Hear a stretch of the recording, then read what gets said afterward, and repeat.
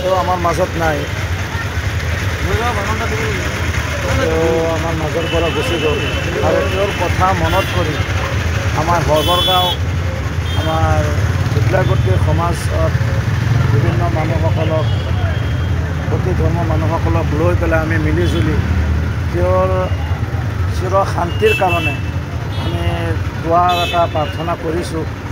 আৰু তেওঁ যেনেকুৱা বিচাৰিছিল, তেওঁ সমাজখন যেনেকুৱা আগুৱাই লৈ যাব বিচাৰিছিল, ঠিক তেনেকুৱা আমি মিলিজুলি সেই হিচাপে আমি তেওঁৰ কথা অনুসৰি আমি একে গোট হৈ পেলাই সেনেকুৱা চলাৰ কাৰণে আমি প্ৰত্যেকে চেষ্টা কৰিম আৰু কৰি আছোঁ। আৰু তেওঁৰ আত্মাৰ শান্তিৰ কাৰণে আমি ভগৱান আল্লাহৰ ওচৰত প্ৰাৰ্থনা কৰোঁ। আমি এই অঞ্চলৰ ৰাইজে সমবেত হৈছোঁ জুবিন গাৰ্গ ডাঙৰীয়াৰ 53তম উপজা দিন।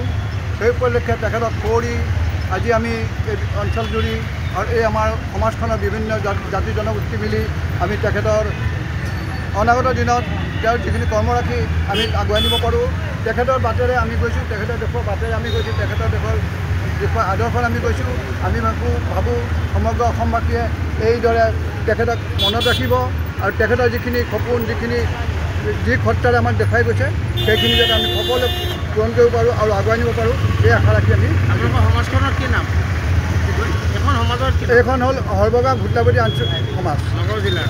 হয়। এইখন সমাজ শ্ৰদ্ধাৰ আমাৰ অতিকৈ আপোন শিল্পীজন আমাৰ মাজৰ পৰা হেৰাই গৈছে। কিন্তু আজি তেখেতৰ জন্মদিনৰ দিনা আমি তেখেতক সুঁৱৰি আমি তেখেতৰ আদৰ্শবোৰ আগুৱাই লৈ যাবৰ কাৰণে আজি আমাৰ এই গোটলাইপট্টি সমাজে একত্ৰিত হৈ তেখেতৰ আত্মাৰ শান্তিৰ বাবে তেখেতে যাতে য'ত থাকে, য'তেই আছে তেখেতে যাতে শান্তিত থাকে, তাৰ প্ৰাৰ্থনা কৰিবৰ কাৰণে আমি সমবেত হৈ আজি এটা দুৱাৰ আয়োজন কৰিছোঁ। আৰু আমি আশা কৰিছোঁ তেখেতে যাতে শান্তিত থাকক আৰু তেখেতৰ যিটো আদৰ্শ, তেখেতৰ যিটো সত্তা, যিকোনো খবৰৰ বাবে যোগাযোগ কৰক 7099017330 লগতে 7099017110 নম্বৰত।